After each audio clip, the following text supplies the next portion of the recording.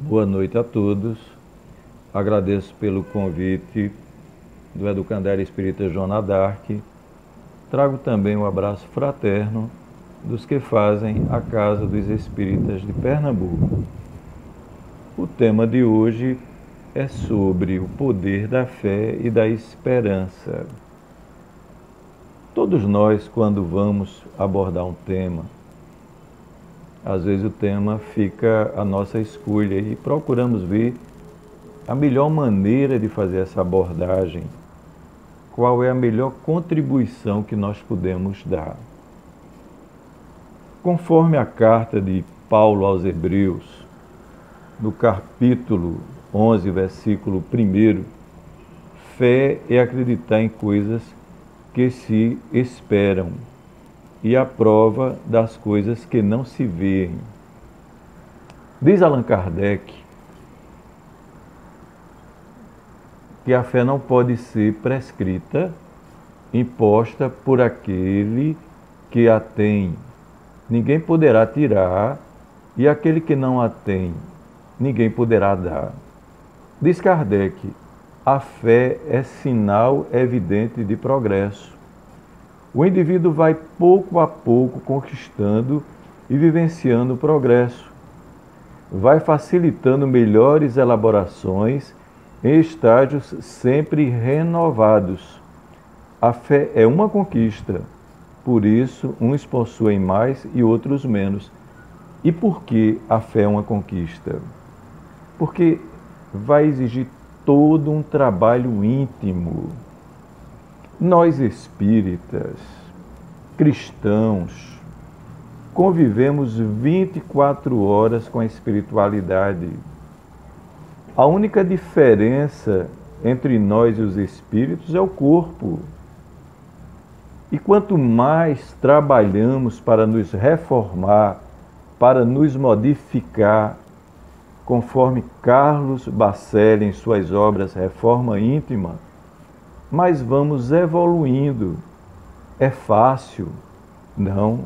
Vai exigir um certo esforço, força de vontade, paciência, tolerância, muita prece, muitas orações, porque às vezes nós estamos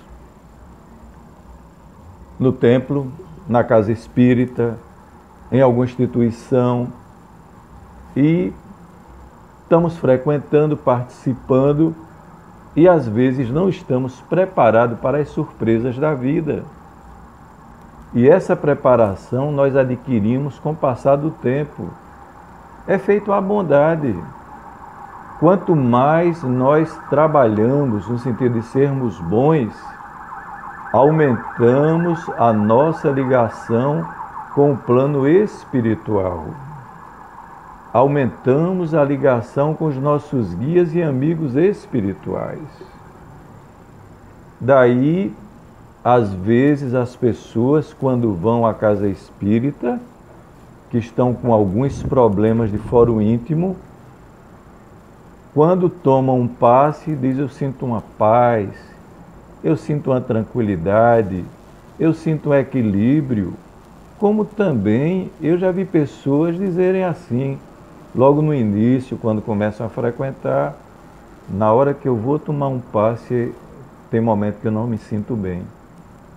Dá vontade de sair correndo. Por que isso acontece? Porque nós estamos cercados pela espiritualidade. Aquela frase que todo mundo conhece, Menezes, com quem andas, que direi quem tu és.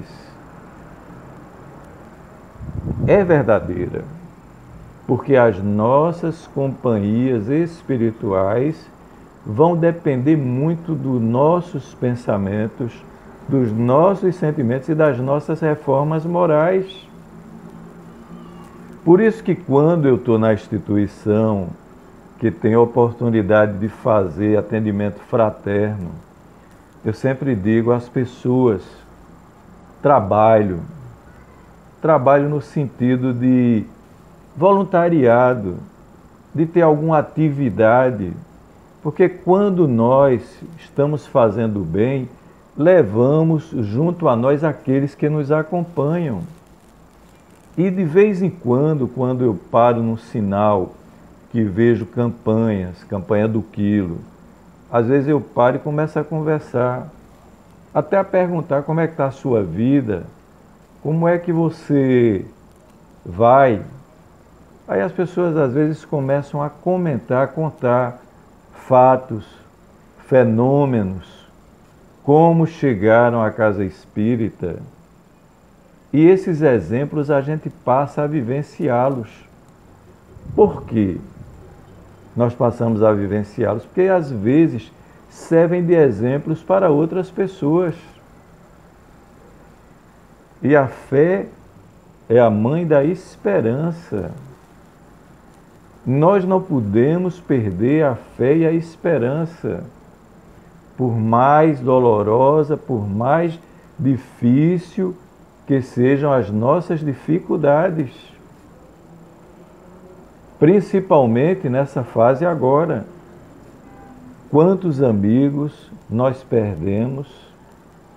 Quantos amigos voltaram e estão voltando ao plano espiritual? Mas essas voltas geralmente já estavam marcadas e programadas. Porque o nosso tempo aqui é muito curto. Eu conheci uma senhora que a filha dela fazia parte de um grupo de motoqueiros. E ela estava dizendo a mim que a filha dela sofreu um acidente de moto, onde teve uma parada cardíaca e foi internada às pressas porque atingiu muito o capacete e a cabeça. E a filha dela ficou em coma. E ela dizendo a mim que era louca pela filha, filha única, ela ia diariamente ao hospital acompanhar a filha e começava a orar, rezava bastante. E ela me dizia que a filha dela era totalmente descrente de tudo. E o tempo foi passando e lentamente, depois de 2 meses, a filha dela foi voltando lentamente à vida. Quando ela foi voltando, que foi abrindo os olhos, disse para minha mãe, disse à mãe, aliás, minha mãe, quanto mais a senhora reza, mais eu sinto uma paz, eu sinto uma tranquilidade, eu sinto uma luz, como se eu estivesse flutuando. E aí ela foi se recuperando até chegar ao ponto de uma recuperação total e sair do hospital. E ela dizendo a mim que a filha hoje comenta com ela, minha mãe, eu era para ter acreditado há muito mais tempo. Como eu sofria, como eu estava enganada e equivocada pela minha incredulidade.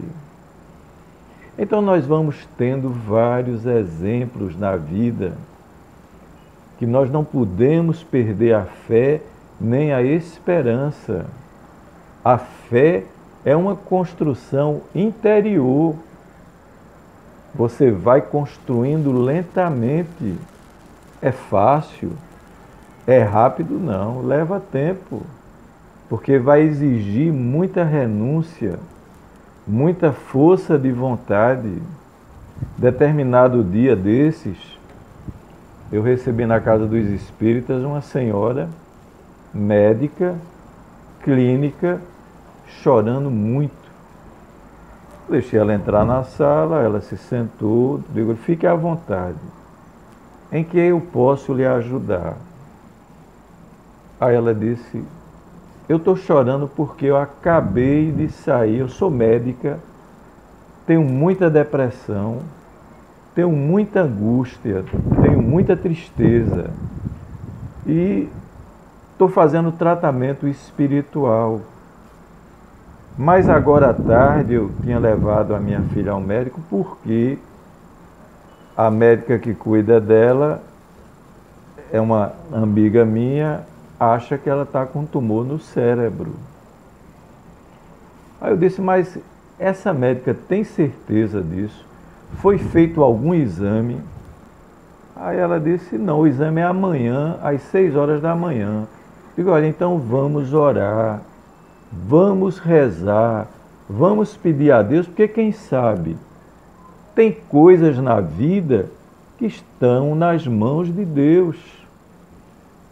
Aí me deu o nome, me deu o endereço, e depois que eu cheguei em casa, começamos a fazer prece e orações. No dia seguinte, mais ou menos umas 9h30, 10 horas, eu liguei para ela para saber a resposta, o resultado, né? Ela disse, graças a Deus eu estou feliz, porque minha filha não tem um tumor no cérebro. A médica que atendeu ela era uma neurologista. Eu digo, tá vendo? Às vezes nós nos precipitamos. Então são esses testes que nós vivenciamos a todo momento, a todo instante. Claro que diante das dores, das dificuldades, nós não podemos esquecer de se abraçar com Deus. Porque quanto mais nós trabalhamos em prol do bem, em prol da bondade, em prol da solidariedade, aumentamos a nossa ligação, como eu disse no início, com Deus e com o mundo espiritual. E muitas vezes esses espíritos querem nos ajudar, querem nos intuir, querem trazer paz, consolos, mas encontram muitas dificuldades devido aos nossos desequilíbrios, devido aos nossos pensamentos negativos. Porque da mesma forma que nós temos o hálito bucal, nós temos o hálito mental. Quanto mais nós somos negativistas, mais atraímos energia negativa. E às vezes essas companhias espirituais, elas ficam nos influenciando de uma forma negativa, trazendo revolta, agressividade, ódio.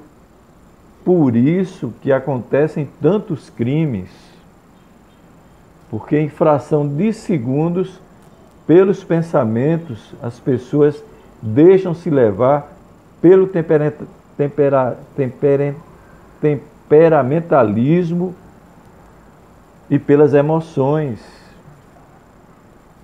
Uma determinada vez eu fui visitar o presídio e em uma dessas visitas, eu conversando, vendo pessoas atrás das grades, dizendo a mim, eu fui o culpado. Se eu tivesse pensado antes, se eu tivesse tido fé, coerência, eu não tinha praticado tanta coisa errada. Eu não tinha cometido crimes. A mesma coisa somos nós. Nós não podemos perder a esperança. Nós não podemos perder as oportunidades da vida. Porque vocês imaginem o plano espiritual para nos preparar para uma reencarnação. Quantos envolvimentos, quantas pessoas, quantas equipes irão participar dessa preparação para você reencarnar?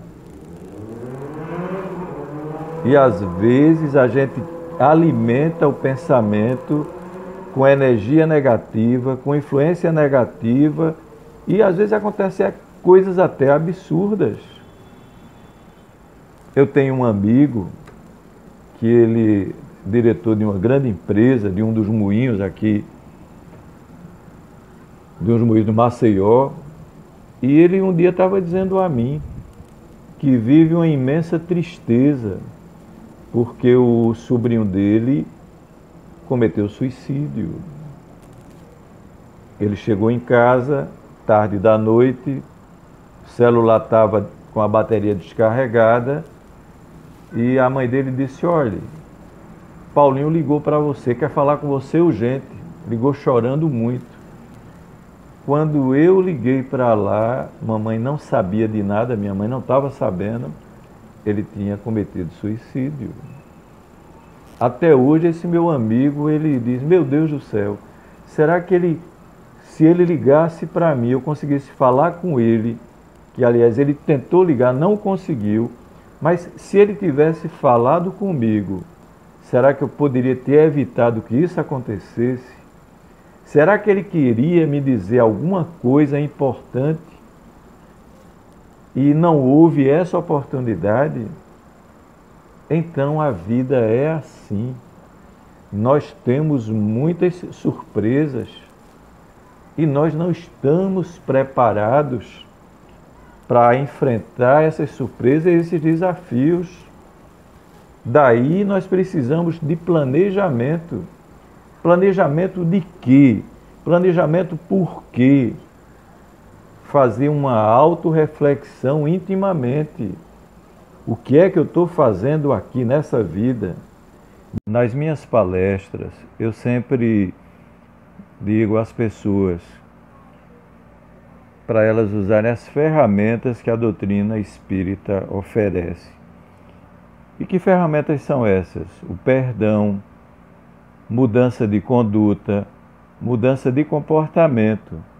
Porque vocês podem ter certeza, quando nós trabalhamos essas questões, quando trabalhamos para nos modificar, realmente existe uma diferença.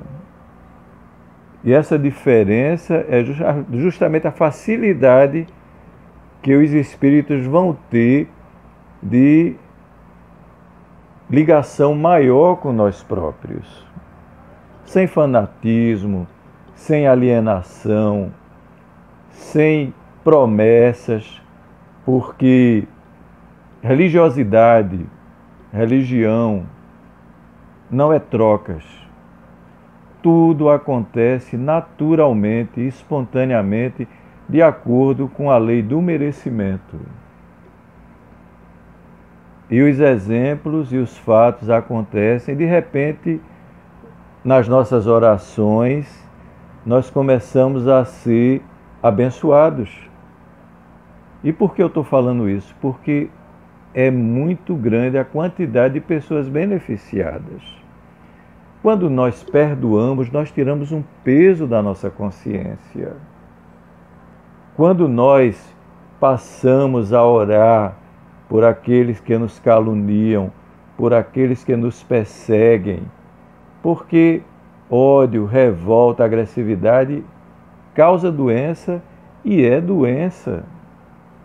Eu já trabalhei em empresa que as pessoas se benziam quando chegavam na empresa, quando o chefe, o diretor chamava, se benziam na frente de todo mundo com medo, com receio. E isso nós não devemos ter, porque quando nós confiamos, quando nós aprendemos a valorizar a nossa fé, nós andamos de cabeça erguida. Procuramos enfrentar os desafios com fé e coragem.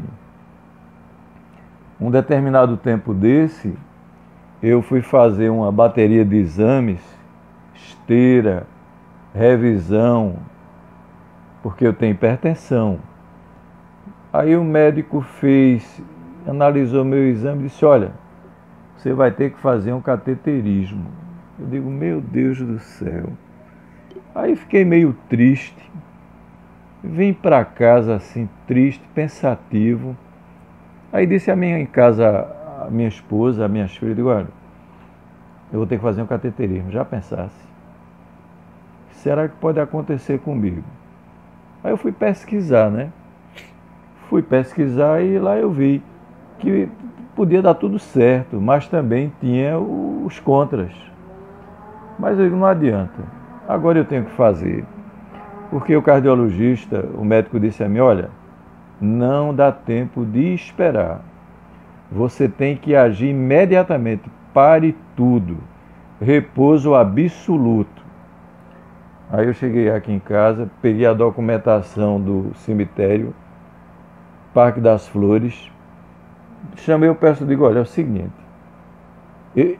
se ocorrer alguma coisa, está aqui a documentação toda, está tudo ok.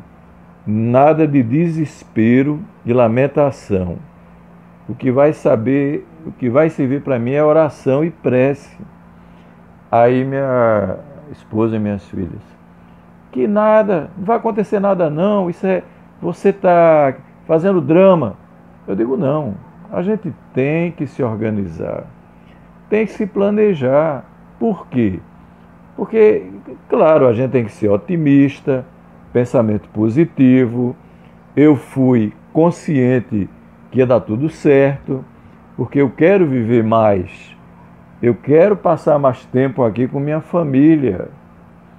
Mas a gente fica naquela incerteza e, de repente, quem sabe? Porque, às vezes, uma anestesia geral, quem já tomou anestesia geral sabe, é uma morte rápida. Quando ela entra na veia ou quando entra no músculo, você para imediatamente. Mas, graças a Deus, deu tudo certo, foi tudo tranquilo, mas eu me preparei. Coloquei a prece de Cáritas, isso para mim individualmente, porque nós temos que se cuidar, cada um de si próprio. Nós não devemos esperar e depender dos outros. A fé é individual. A sua fé, ela lhe pertence. Outra vez também, eu estava na Avenida Cruz Cabugá, certinho ali, ia para atravessar de um lado para o outro, de carro.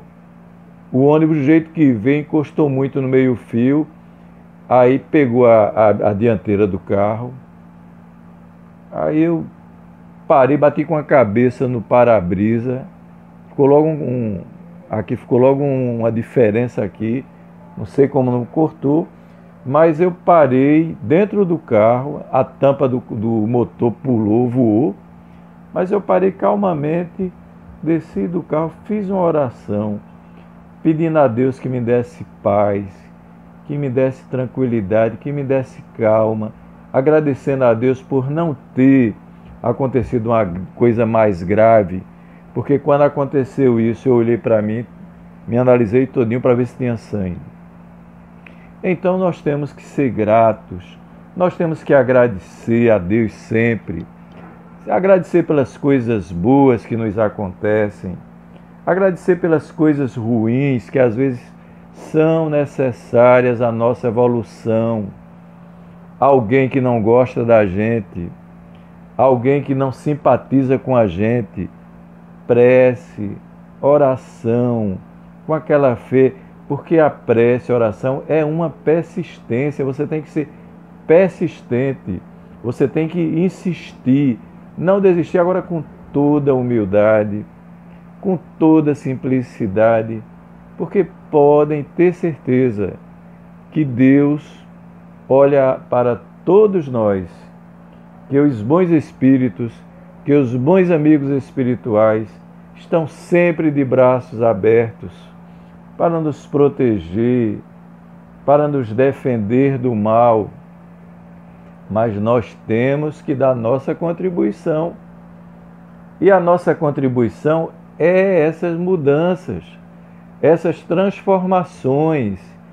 Ter fé é ter calma, ter fé é ter paciência, ter fé é saber esperar, é agradecer. Que Deus abençoe a todos, proteja a todos. E aqueles não, todos, se puderem, façam o Evangelho no lar.